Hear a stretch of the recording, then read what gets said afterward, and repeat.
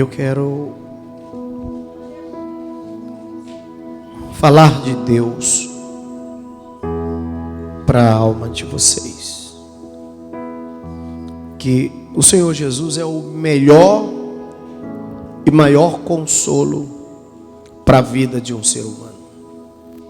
Não basta alguém chegar e dizer palavras. É o Senhor Jesus que tem nele, na sua presença, forças para a gente. É o Senhor Jesus. Se não fora o Senhor que estivesse ao nosso lado, Israel que diga, diz a palavra de Deus. Se ele não estivesse conosco, nós já tínhamos sido engolidos vivos. Então esse texto é bem forte. Ele está em Lucas 22. E vamos ver razões profundas para continuarmos no nosso propósito. Gostaria que vocês aproveitassem e compartilhassem agora para todos os amigos que vocês têm, para todas as pessoas que vocês conhecem, esse link que está aqui no canal do ADF TV, AD Família TV. Esse canal, eu gostaria que todos vocês que estão agora assistindo se inscrevessem nele, e gostaria que todos vocês aqui da igreja inscrevessem nesse canal, ADF TV, e compartilhassem para as famílias, para os amigos de vocês, porque o que nós vamos ensinar é palavras de Deus, palavra de vida, em nome do Senhor Jesus.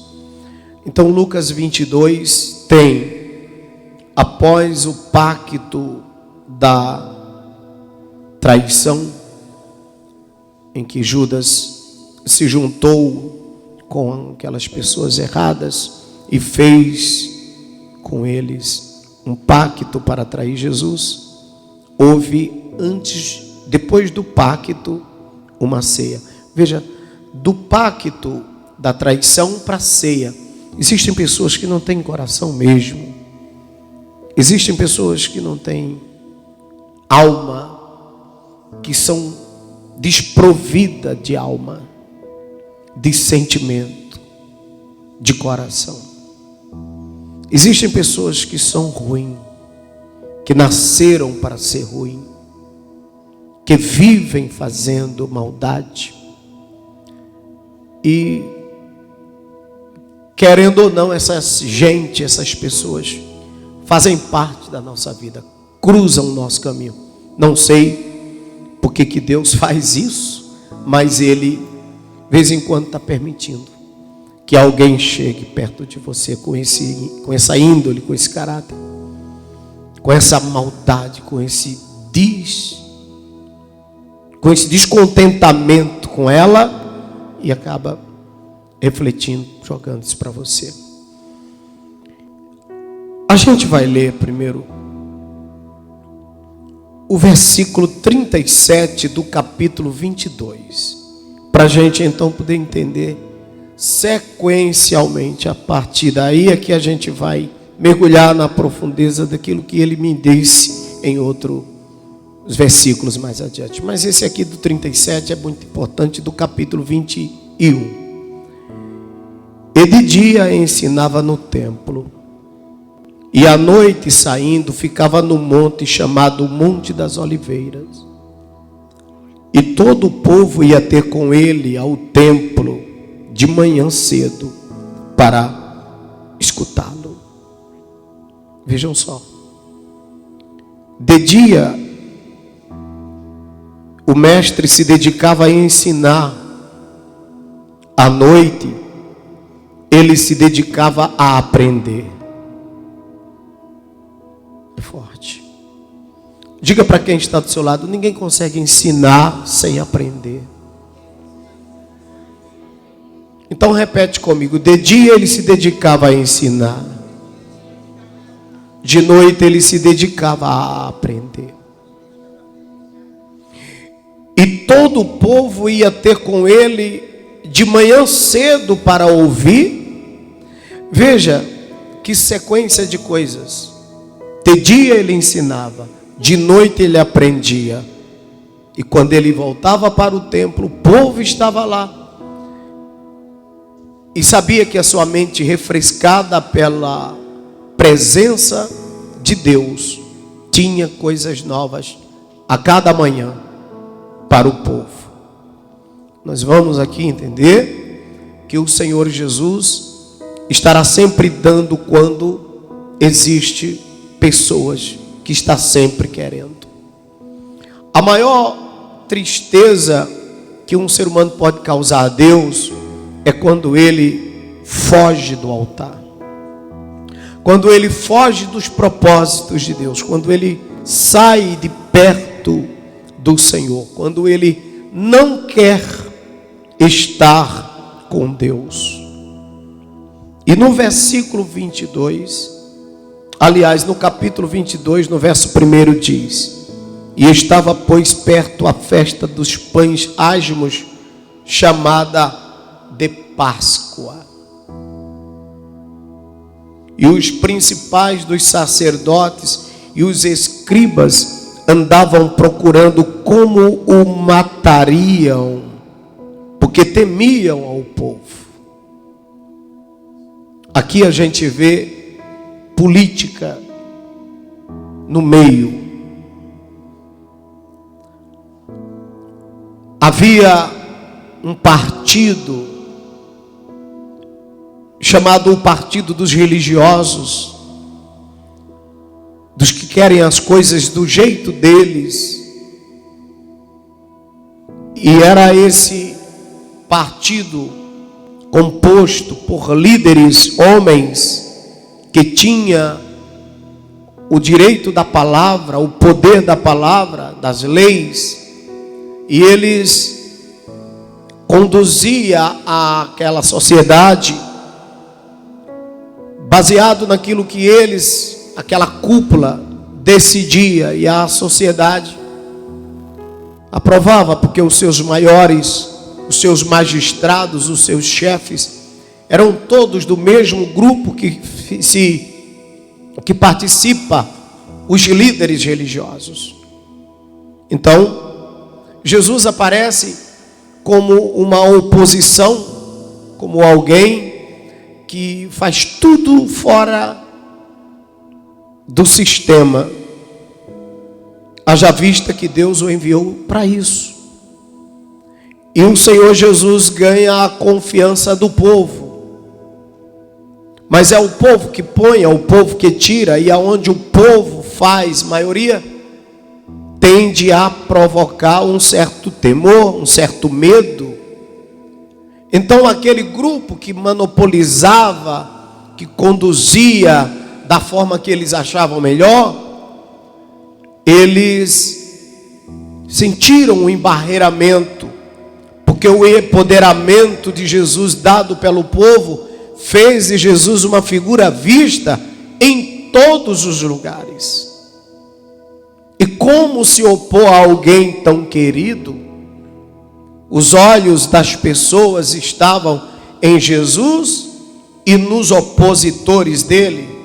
Então ficava muito difícil fazer um mal, praticar alguma coisa, atingir Jesus. De uma certa forma, ali estava o povo e o povo não deixava. Então o que é que esse povo fez? O que é que esses líderes fizeram? Procuraram uma pessoa perto de Jesus que tivesse desprovido de caráter. E é possível estar perto de Jesus desprovido de caráter. Existem pessoas perto de você, por mais que você seja santo, enxergue as coisas, tenha revelações, ore, seja um grande profeta, você não evita que pessoas desprovidas de caráter, desalmada, chegue perto de você.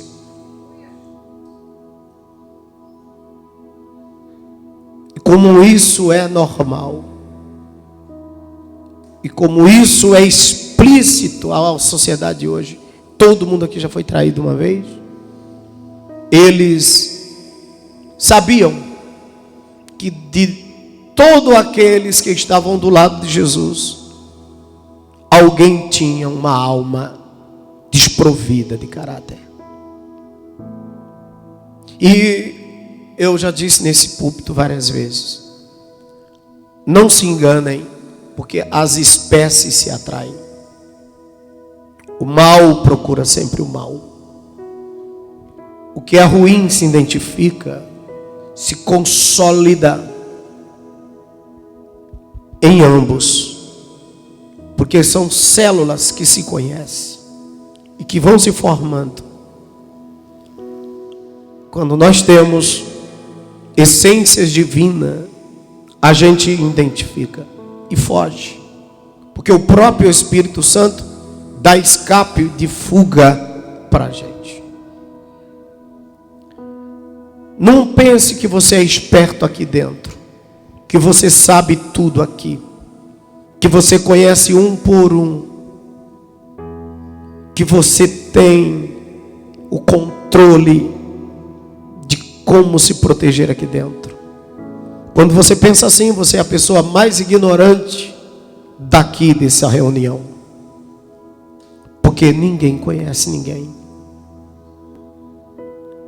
E somos todos obrigados a confiar, porque só dando confiança é que você conhece. E o Senhor Jesus coloca nas mãos de Judas Iscariotes uma confiança que não deu para outros, e deu a ele o direito de lidar com as finanças e com coisas maiores. E Judas foi exatamente este que protagonizou essa situação. Judas foi exatamente a pessoa que os sacerdotes a viram como uma alma desalmada, uma pessoa desalmada. E perto da Páscoa, os principais sacerdotes eufóricos, porque não podia ter a sua Páscoa interrompida, porque este momento da celebração dos pães asmos, chamado de Páscoa, atraía pessoas de todos os lugares e formava na cidade um verdadeiro enxame de pessoas. E Jesus protagonizando ali, pastor Gilmar, a grande cena, pastor Elias, ele tinha tudo para expor suas razões, falar do reino de Deus e provocar nos corações impactos.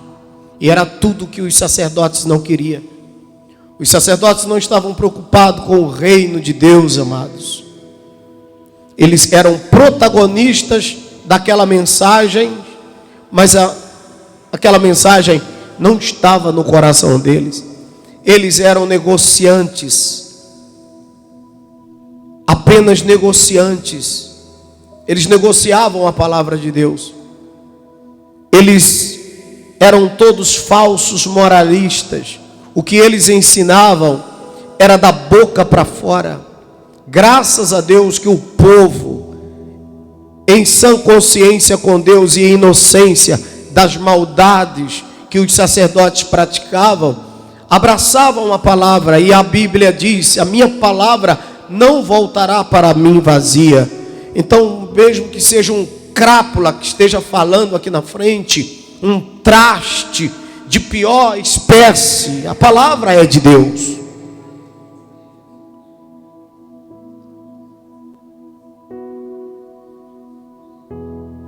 A sua inocência lhe absorve. A sua inocência lhes dá aparato suficiente para acreditar e tomar para a sua vida e dar certo em você. Pode não dar na vida do sacerdote que está falando, porque ele pode não ser aquilo que ele fala, mas você acredita no que está sendo dito. esqueça o sacerdote que fala dele, mas presta atenção no que ele fala do Senhor e creia. Fica muito difícil eu dizer isso aqui, porque eu devia estar defendendo a classe, mas eu também não estou atacando. Estou apenas falando de uma época que foi assim, aconteceu assim. Eu não estou aqui criticando pastor nenhum, falando de ninguém, e nem tampouco me justificando, porque quando eu digo isso, quem está protagonizando a cena de falar sou eu. Então eu estou sendo sincero com vocês, colocando a mim mesmo em julgamento. Mas acontece. Pode não existir aqui, na sua comunidade, mas pode e existe no todo. Em todos os lugares tem gente assim. Então, esse sacerdote tinham medo do povo. Vejam que esse sacerdote, aqui é que me chama a atenção esse texto, pastor Carlos Henrique. Ora, eles eram sacerdotes, vestiam-se de púrpura. Eles eram sacerdotes, eles tinham os trajes designados pelo próprio Deus em Êxodo. Eram colocados ali através de um ritual. Havia uma sensibilidade tremenda, uma comoção enorme em todas as esferas da sociedade para reconhecê-lo. Ele foi empossado, houve uma festa para o recebê-lo como sacerdote. Os céus o aprovou, esses homens, como sacerdote. Mas como que o texto diz aqui que estes sacerdotes temiam ao povo? E em nenhum momento diz que eles temiam a Deus. Como que um ser humano está no altar para agradar o povo? Se o que gera no altar só serve se for vindo de Deus. O povo não alimenta, o povo só absorve, é fato. Mas de onde vem a força do sacerdote? O temor do sacerdote? O caráter e o coração do sacerdote? Se não for de Deus, então é do diabo. Ou da própria natureza humana. Se o inferno não atuou, a natureza humana fez questão de agir. Mas essa natureza humana tinha que ser de Deus, porque o sacerdote tem que ter a mente de Cristo. Então a natureza do sacerdote, ela tem que ser cristã, totalmente cristiana em Deus. Não pode um sacerdote não ser cristão. Não pode um sacerdote não ser santo. Mas aqui mostra um sacerdote que temia o povo, mas não temia a Deus. Esse sacerdote não estava nem aí para o que pudesse acontecer com Jesus. O texto diz que eles queriam matar Jesus. Esses homens estavam no altar querendo matar Jesus. Meu Deus, qualquer um de nós teríamos esse medo, esse cuidado. É perigoso pensar, até pensar. Mas eles temiam ao povo, não a Deus. E no versículo 3, leiam comigo toda a igreja. Entrou, porém, Satanás em Judas, que tinha por sobrenome Iscariote, o qual era do número dos 12. Veja que a Bíblia fala de uma maneira explícita. Leiam novamente, por favor. Entrou, porém, Satanás em Judas, que tinha por sobrenome Iscariote, o qual era o número dos 12. Pergunto para todos os amados que são religiosos de algumas denominações que pregam a palavra contra a libertação e que não acredita nas manifestações de espíritos imundos. Me expliquem nesse momento quais são as desculpas criadas para obscurecer esse fato, porque isso aqui é um fato. O homem só não consegue ser tão ruim. O homem só não consegue premeditar, projetar tanta maldade, pastor. Vamos admitir que existe uma força que rege a igreja para o bem e uma força que tenta reger a igreja para o mal. Vamos entender aqui que os espíritos atuam, os demônios atuam, e que o ser humano em sã consciência não quer trair, não quer ser mal.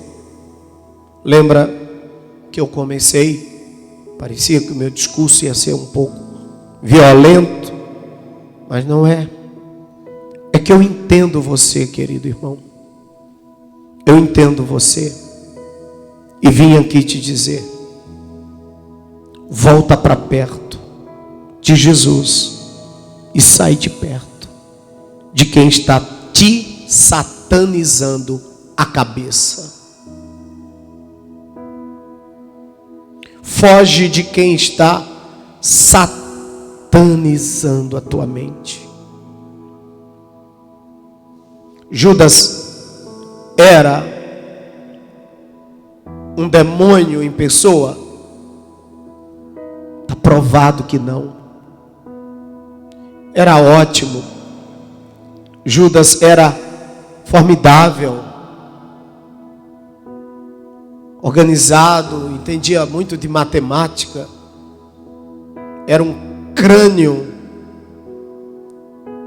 em finanças, tinha qualidades tremendas para fazer que pouco dinheiro rendesse e se reproduzisse.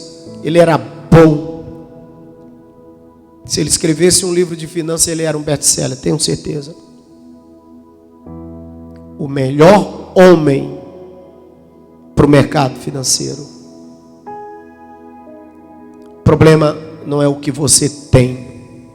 O problema são as pessoas que você conhece hoje,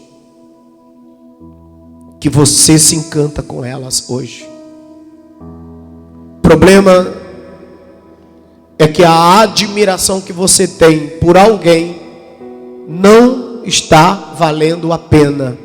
Você, por admiração, sofre influência e acaba agindo igual a elas.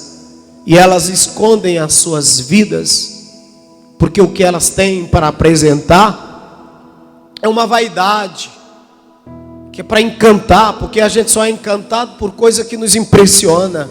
E o inferno vai sempre tentar te impressionar para depois trazer você para ele. Primeiro ele impressiona, ele encanta, depois ele chama para si. Ninguém consegue vir sem admiração. Então os pratos, as ofertas estão em volta de você. Todo mundo lhe quer, mas ninguém tem nada para te dar. Cuidado. Então, Judas só conseguiu ser essa catástrofe em pessoa porque Satanás entrou nele. E o verso 4 diz: e ele foi e falou com os principais dos sacerdotes e com os capitães, que como lhe entregaria. Então, Judas, possesso pelo diabo, já não tinha mais noção do que era bom, do que era ruim. Por que antes Judas estava colado com Jesus, do lado de Jesus? Porque desatanizado a mente, ele raciocinava com um raciocínio humano próprio. Então ele era racional, mas estava ali, normal como um ser humano. Agora Satanás alterou os pensamentos dele. Ouça isso. Satanás alterou os pensamentos dele.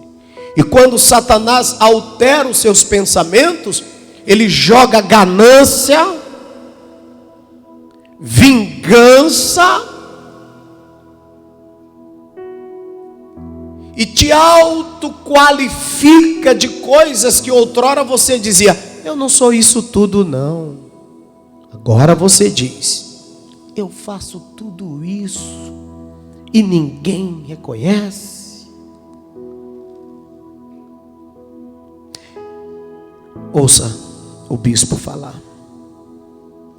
Lembra quando você, debaixo de toda a humildade, fazia tudo e achava que não estava fazendo direito? Você fazia melhor e achava que não estava fazendo o melhor. Hoje você não faz quase nada e acha que faz tudo sozinho. Tá aí. São os venenos de Satanás que começam a soprar nos nossos ouvidos. Você está sendo bobo. Você é besta, rapaz. Você está gastando tua vida na igreja. Você está sendo obreiro. O que você ganha para ser obreiro? Vai fazer um curso, o Senac ali, o Fijão, o Senai, todo mundo vai te profissionalizar. Igreja é só para ir, tem nada para dar não.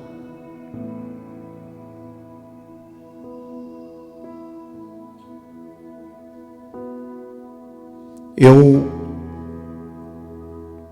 não tenho nunca na minha vida a reclamar. Eu tenho algumas coisas que faço, mas eu não estou em nenhuma delas. Porque se alguma coisa aconteceu comigo, foi por causa dessa igreja, desse altar. Se Deus não edificar a casa, em vão trabalha os que a edificam. Largar o altar, dizer que a igreja está roubando o nosso tempo,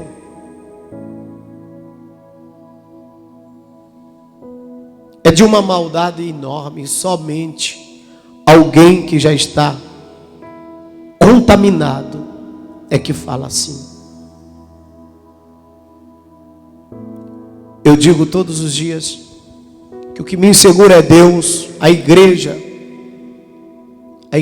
ela produz aqui dentro tudo, da psicologia à espiritualidade, do físico ao espiritual, tudo é tratado aqui.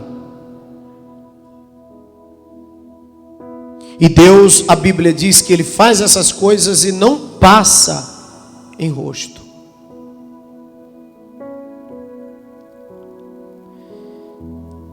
Eu não estaria aqui se não fosse Jesus. E todos os dias o diabo me quer arrancar daqui. E eu imagino vocês. Quantas lentilhas Satanás oferece. Quantas oportunidades vocês têm de largar isso. Eu fico pensando às vezes nas minhas orações, meu Deus, cuida do rebanho. Porque se eu sofro as retaliações tremendas que vêm, imagina eles. Como essa gente sofre. Como essa gente sofre, pastor Gilmar. Por isso que eu não sou ignorante ao que você está passando. E nem vou aqui criticar por você às vezes estar com a sua cara feia, triste, amargurado, abatido. Até com raiva de mim. Porque tem hora que a gente fica sem entender para que lado vai quem está certo. Mas o Senhor está dizendo aqui hoje: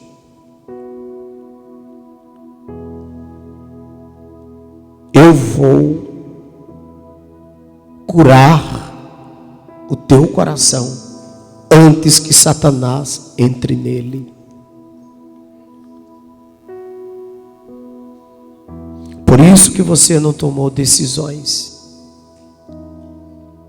Por isso que você não se comprometeu. Porque você ainda é do lado de cá.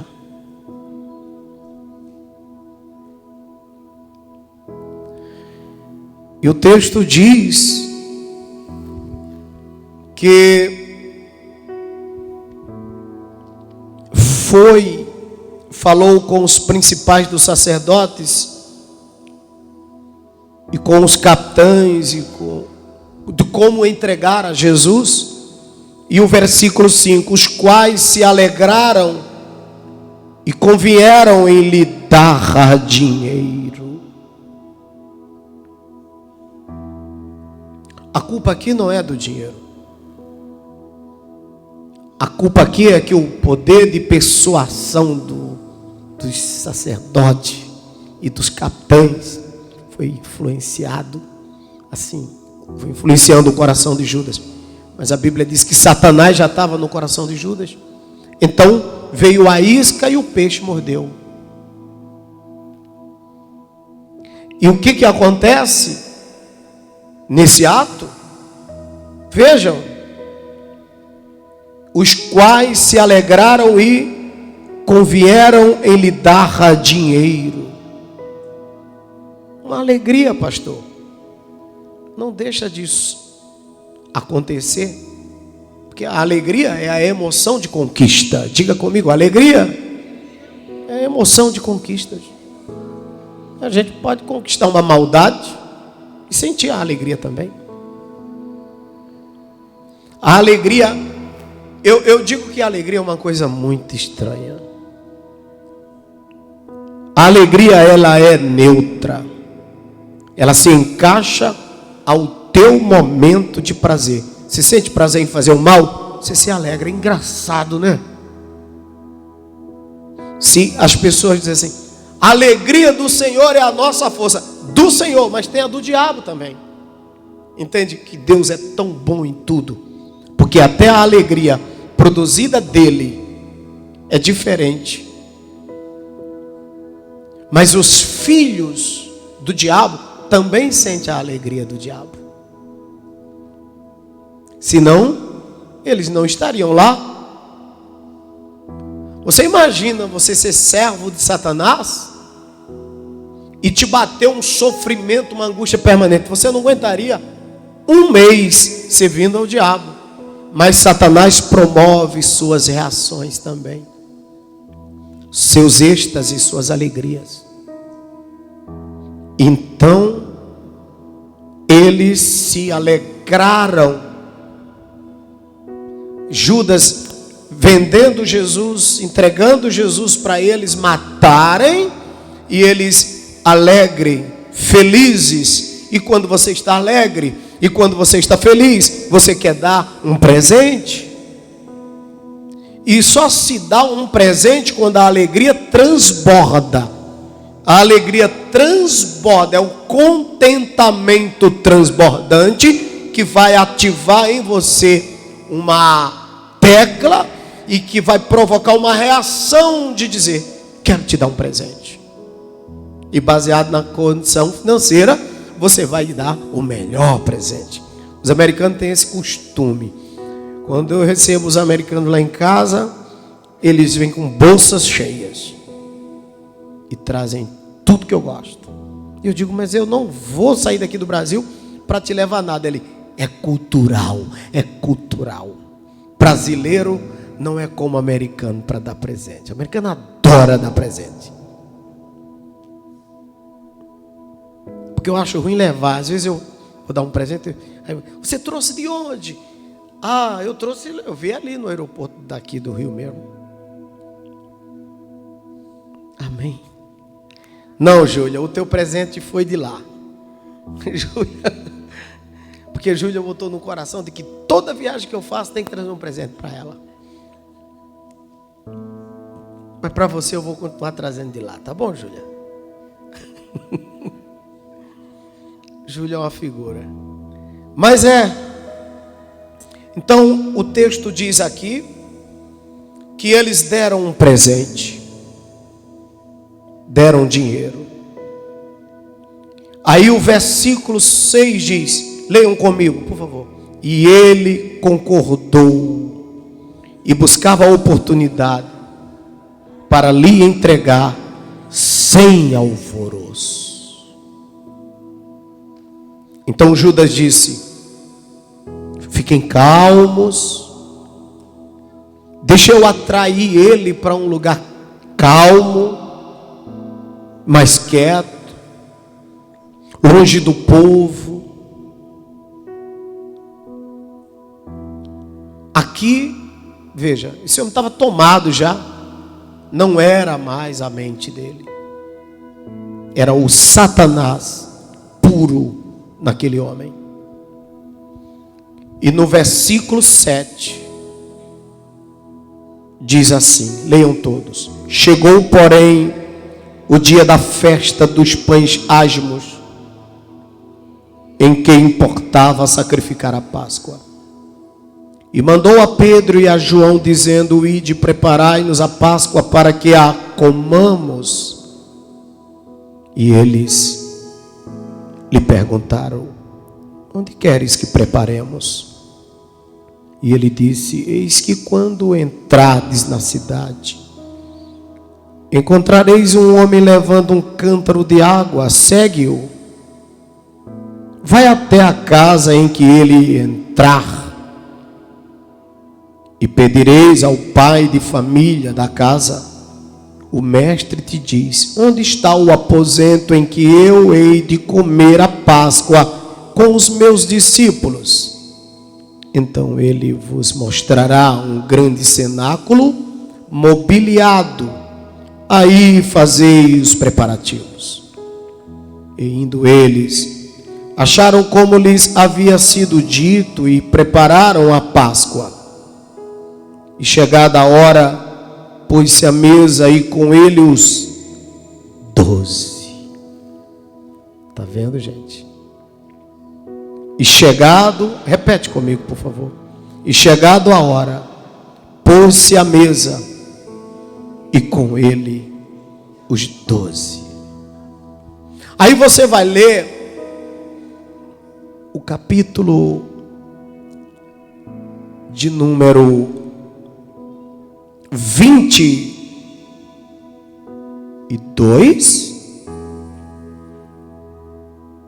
e o versículo 3, e vai dizer o quê? E entrou, porém, Satanás em Judas, que tinha por sobrenome Iscariote, o qual era do número dos 12. Versículo 3. Com este versículo que nós acabamos de ler, a gente vai encaixar e vai entender. Foi do grupo fechado. E aquela criatura teve a discrepância discrepância de entrar naquele cenáculo, sentar do lado de Cristo. Veja, meus irmãos, Coríntios disse, São Paulo disse lá em Coríntios, na carta aos Coríntios, nos quais o Deus deste século cegou o entendimento dos incrédulos para que não lhes resplandeça a luz da verdade de Cristo, que é a imagem de Deus. Veja que coisa. Você está aqui hoje, mas se você não abrir os teus olhos, do nada Satanás faz você odiar tudo isso. E tem pessoas que até saem daqui, vão para outras igrejas e ficam lá e ficam com raiva. Como que isso daqui era uma bênção? A AD Família era a igreja do meu coração e de repente se transformou todos aqui em demônio. Nós éramos irmãos, abraçávamos. E por que nos transformamos em demônio? Por que satanizar um ser humano que saiu daqui? Ou por que satanizar esse lugar se um dia você saiu daqui? Mas veja como que o diabo é. Aquilo tudo que ele não conseguiu fazer com você aqui dentro, no dia que ele tirar você daqui, ele vai e consegue. Satanás é uma coisa cruel, meus irmãos. Satanás é pra lá de ruim, gente. Pra lá de mal. Então o texto mostra o acesso legítimo de Iscariote na mesa. O acesso legal. O homem estava legitimado, legalizado, totalmente autorizado a tramitar ao lado de Jesus e sentar na mesa de Jesus, porque ele era o tesoureiro dos 12, ou do ministério de Jesus. Mas dentro deste homem já morava Satanás. E mesmo assim, ele consegue se esconder no íntimo da alma de Judas e conversa com Jesus naturalmente.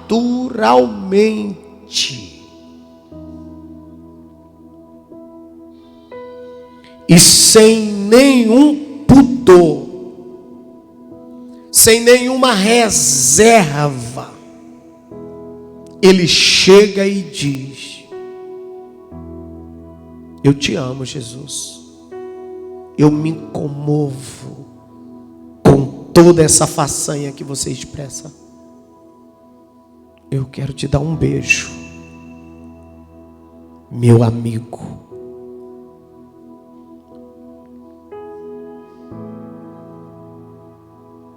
Imagina a cara de João, de São Tiago. Pensa São Pedro naquela hora, vendo aquilo, deve ter dito assim: não, eu vou chorar. Eu vou chorar. Esse cara é demais. Eu vou chorar. Porque é natural. Ele fez uma declaração de amor. É natural, os discípulos ali falaram: meu Deus, como ele está quebrantado. Deve ser lindo a cena. Olhem para mim. Mas por dentro, Satanás queimava o coração dele, o cérebro. Por dentro, Satanás. Tem gente que é assim conosco. Oi amiga, oi amigo, oi amada, amado. Só para tirar a gente de perto. Só para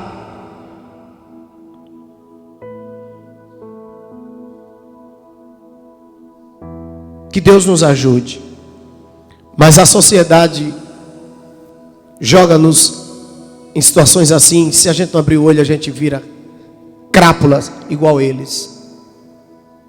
Se você não abrir o olho, você não ama mais ninguém. Você não gosta de mais ninguém.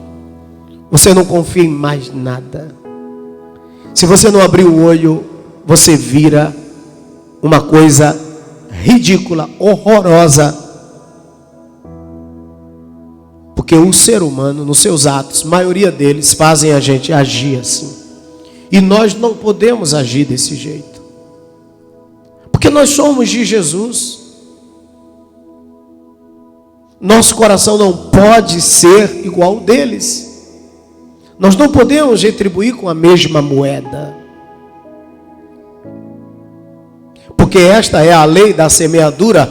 E eles estão semeando assim. Então que semeamos ao contrário. Porque senão os ventos virão trazer toda a sujeira dos plantios deles para nós.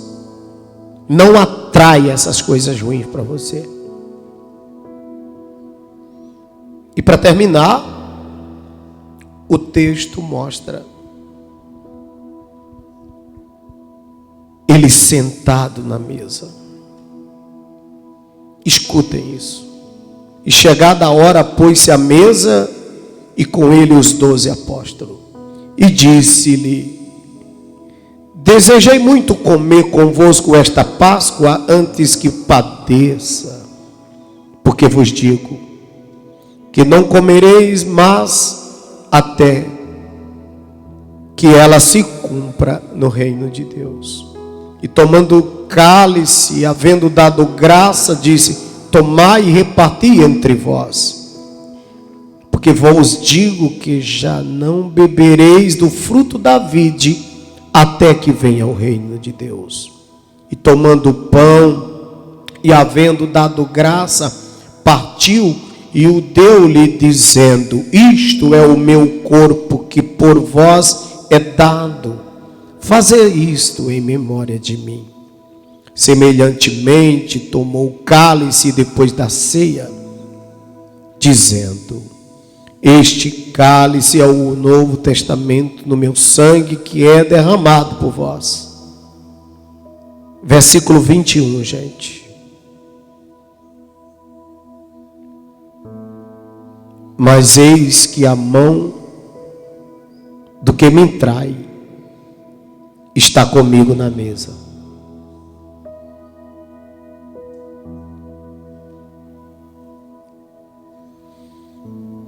E na verdade o Filho do Homem vai segundo o que está determinado. Mas ai daquele homem por quem é traído. E começaram a perguntar entre si qual deles seria o que tinha feito isso.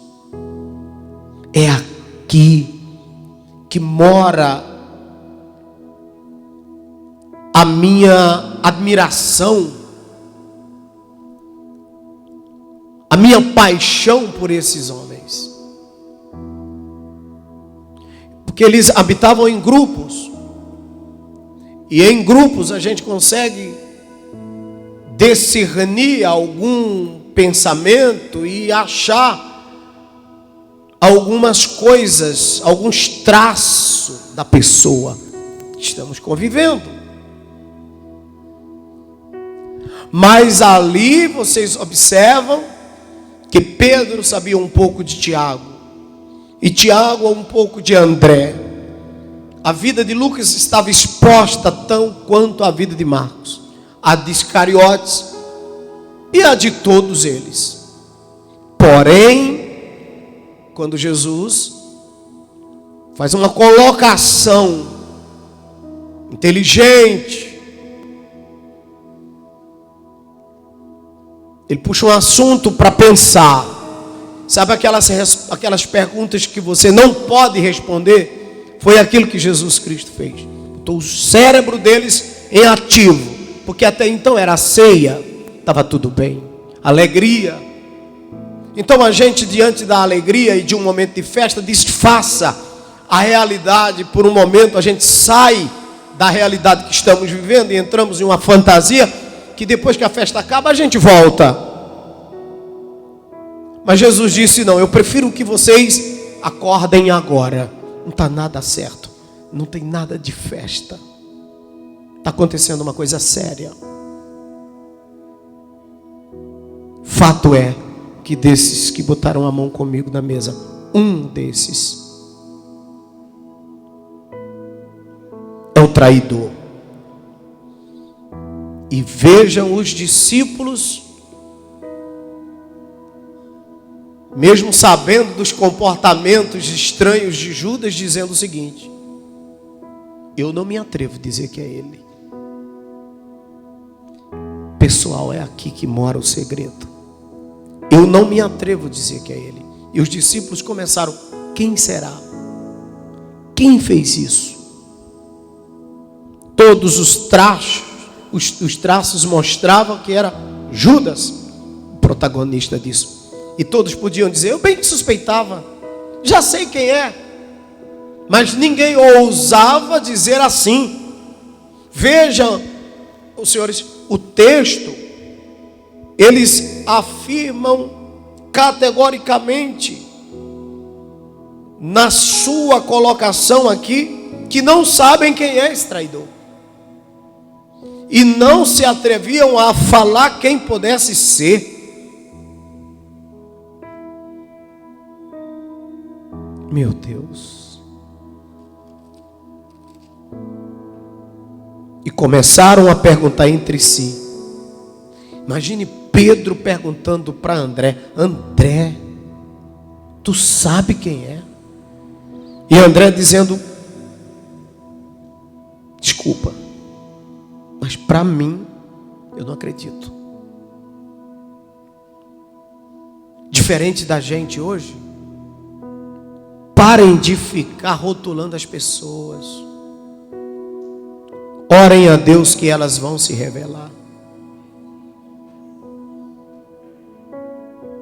Deixem essas coisas para Deus fazer, gente. Essas vinganças não são nossas. Essa peleja não é tua. Essa coisa não é contra você. O filho pródigo botou a mãe dele para sofrer, o irmão para sofrer, a fazenda toda sofrer, o pai sofrer, todo mundo sofrer. Todo mundo chorava com a ausência dele, mas no dia em que ele caiu em si, ele disse: Pai, pequei contra o céu perante ti. Ele não disse que foi contra o pai, ele disse: eu pequei contra o céu. E muitas vezes nós queremos que os pecados contra o céu seja pago a nós. Quantas vezes, pastor Carlos Henrique, pastores e irmãos que estão aqui, quantas vezes nós queremos receber dívidas de pessoas que não estão devendo a nós, estão devendo a Deus.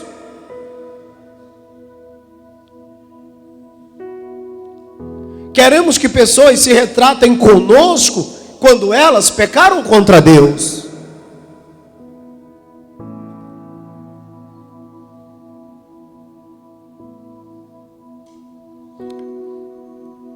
Dívidas com Deus eu não quero receber. É com Deus. Eu pequei contra o céu, olha isso.